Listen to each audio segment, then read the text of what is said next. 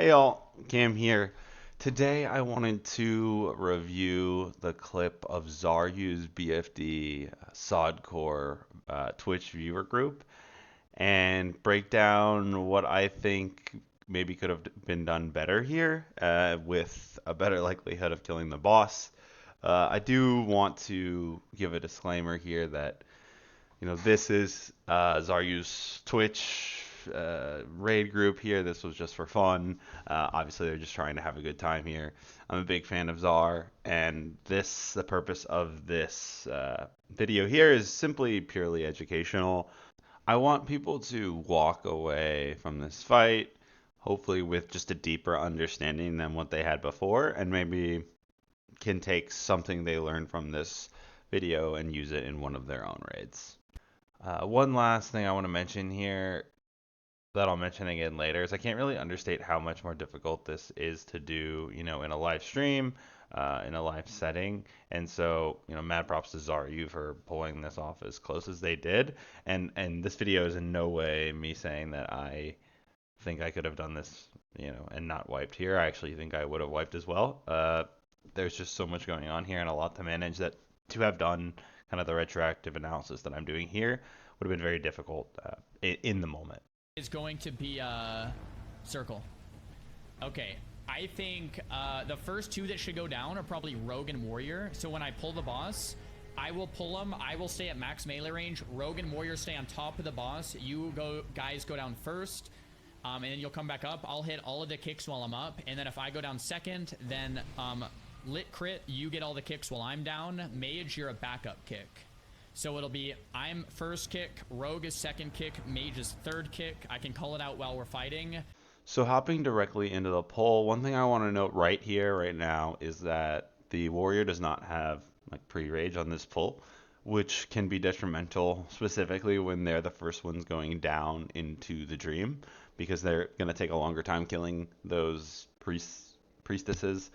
So in my opinion, sending the Warrior down with the 0 rage start is probably a bad idea, but we'll cover that when I get more into what I would have done differently from a macro perspective here.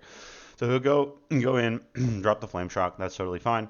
Mind Blast, it resists the Earth Shock, not a big deal as well. The Rogue is up at this point, so not a big deal. We have a Earth Shock here that happens on the Mind Blast at the very end. So you can see that's on cooldown for 4 more seconds, and now we have the Rogue and the Warrior down.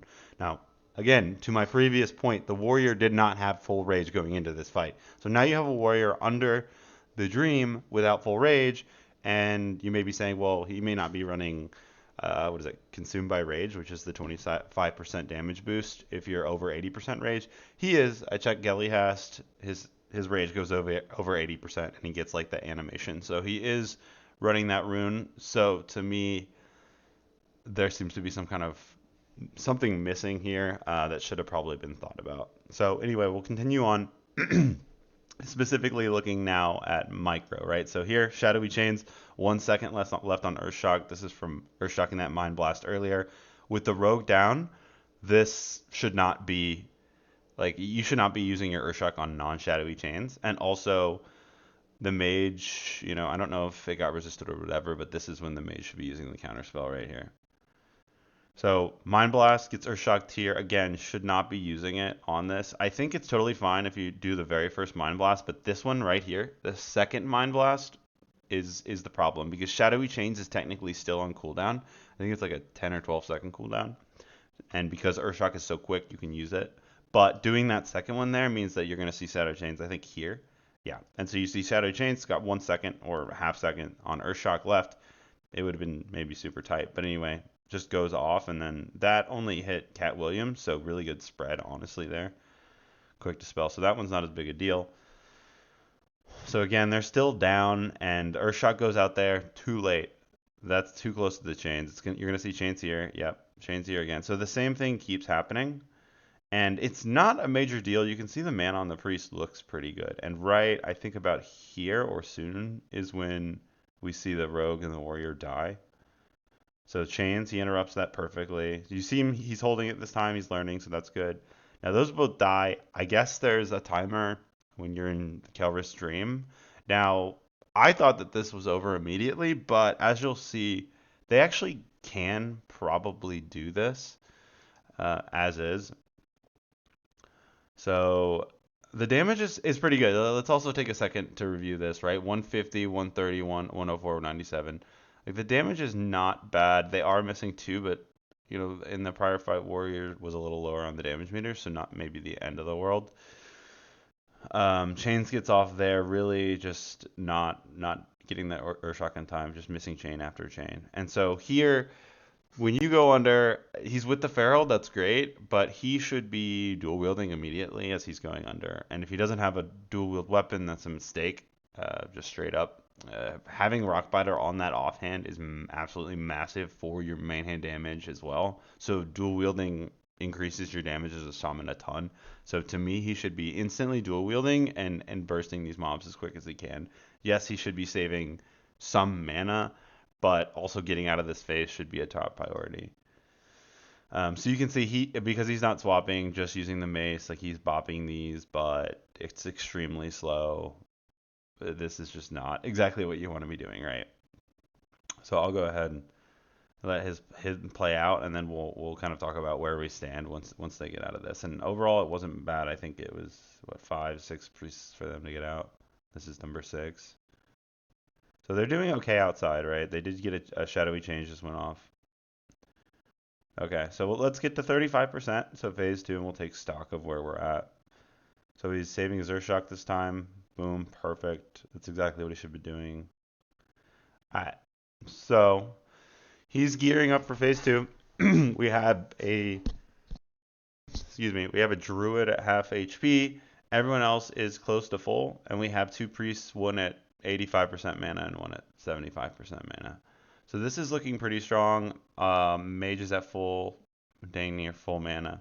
So at this point, I'm thinking to myself, there is no way that Kelris is doing that many melee swings. There's no real value in having the shield equipped. You should just be focusing, because he's going to be spamming Mind Blast on you anyway, doing shadow damage, not even hitting against your armor. So just go dual wield here and just pump them as much as you can. So as we go in here, we'll see as this shapes up. Now, what you're looking to do, and what he had mentioned, before this fight's going on, or before the phase 2 starts, is that essentially not using your free action potion immediately, and the reason for that is it lasts 30 seconds, and it makes you immune to the shadowy chains, and in phase 2 you can't interrupt him while he's casting. So what you'll do is you'll use that free action potion as he's casting that shadowy chains on you, and boom, you're invulnerable, and it makes phase 2 a ton easier. You can see the pets tanking, which I think is great here. Also, you can determine who's taking the damage here based on who is in the closest proximity to the boss. So Xar can walk in and out of range of the boss in order to have him be the target of Mind Blast. So him at 100% HP here is fine because the pet's tanking, but something to keep in mind that he should be using his HP as a resource to kind of protect some of his other members or pets that get low. So we see the shadowy chains come out. Now it's almost done. It's casting on this pet right here. If you're really hyper paying attention, and I can't imagine as a raid leader trying to handle all that's going on at once, to being aware of where this cat is right here. But if you look at this cat, you can tell, like, that you don't need a free action potion here because he's not within range. So you'll watch where this shadowy chains tethers, and it will tell you that this is an early free action potion. So boom, chains go out. Literally don't even see them. So that's not exactly helpful. Let's see, is there any immune logo? I thought there would be some kind of something. All right, so when shadowy chains, we'll see if we see immune here on the portrait. Sometimes it's hard to see. So yeah, so he didn't get hit by anything. Now it's probably smart not to fap there, but yeah, I think in situations like this, it's better probably to have a late fap than an early fap, just because you can get one dispel and you'll be back in business. You have 2 priests ready to dispel. So like based on this raid comp, if you think that shadowy chains might not land, maybe don't fap. So anyway, early fap here, but this should be you should be dual wielding here. You should be getting close as if the pets get low. Looks like they're not. And we can see how Cat Williams dies. So you can see him taking a bunch of damage here from the Mind Blast, and he's still getting hit, and then he ends up getting healed back up. And then you'll see watch him swap back. So Cat Williams is standing. So he's the purple starts moving into him here, so you can see he starts getting hit by that. But also the Mind Blast, because Xaryu is further away, he was getting hit as well. So Cat Williams took a double dose there. So losing that DPS Is obviously a big deal, and that would have helped a lot. So now you're down all 3 melees against a boss that, he got nerfed for his magic resistance, so you don't really want casters on this fight. You don't really want casters on most fights, to be fair. But I think this is the point that probably lost them this kill, beyond just sending the warrior down when they didn't have rage, which I do think was a mistake. So we'll go ahead and let this play out. They get really low. I think they're standing in the purple stuff. This is, I think, to the point where it's close enough, barring if you would remove those couple of mistakes, I think it would have been fine. So yeah, still blasting, tanking like really well. The pet just honestly taking 0 damage. Like, look at the pet here. And I think, if we go back here, Battle Buddy's tanking, right? And then Xar taunts here, right? And I don't think there's any point in taunting here, right? Because in my mind, instead of this situation where you find yourself, I'm seeing Xar would have 2 weapons on, doing more damage. He would not be taking damage. All the damage would be focused on the pet. Now, it's important to focus on the pet because pets actually have, I believe it's 60 free shadow resistance from talents. So, it looks like this pet is just resisting his damage. So, that's they should have used that pet, utilized the pet more, and also, they're pretty tight on real estate in this room at this point. So this last shadowy chains you can see hit 3 of their, well, at the time 5 members, which is just GG. I mean, it was GG already pretty much at this point, but we'll let it finalize up, and I think we did end up getting to 5% here. Yeah, 5%. So, in summary, I think understanding how you're handling the chains was not properly represented here. I think that you should have someone consistently dedicated to kicks. So, in this situation, it should be, if Xar wants to go the route he did, which is fine, then he is Earthshock, Shadowy Chains, and everyone else can interrupt as needed and then back up on Shadowy Chains if it's like a resist. I personally would have put the Rogue on Shadowy Chain kicks and just Earthshocked the first Mind Blast and then covered the second.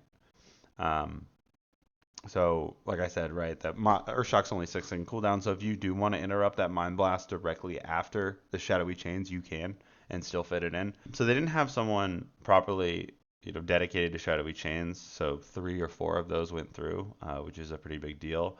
We had Xar using a shield when he should be dual wielding for damage, and then we had a warrior with no rage going down into the dream with a rogue, and therefore they just, it sounded like they killed 10 or 11 or 12. I don't have their point of view, but you're not setting yourself up for success when you're sending a unfully raged warrior down there. And to be fair, looking at the other, and I'm not going to go through them now, but if you look at the damage from the other fights, really the Feral Druid should be the one going down first there, with the Rogue.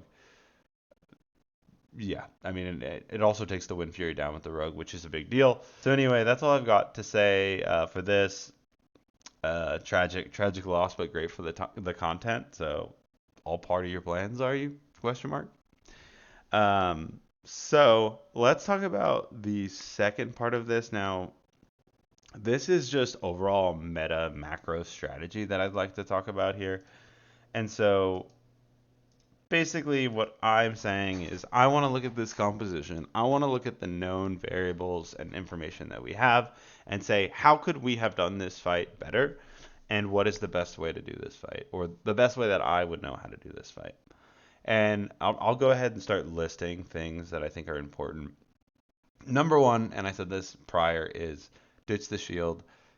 Have the shield as a switch for the shaman, but you need the DPS on this fight, and I don't see the value in bringing the shield. And the reason why dual wielding is so efficient, and I may have left in a clip on this earlier, but the reason it's so efficient is because Rockbiter I think gives you like 129 additional melee attack power per enchant on your weapon. So if you're dual wielding, you actually get two of those, and so you're getting all that extra damage on your main hand as well.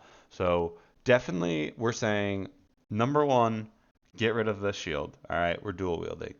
Number two, I I would say that we put Rogue on main chain kicks because my understanding is that kick has a less chance of being resisted than or missing than being resisted by Earthshock.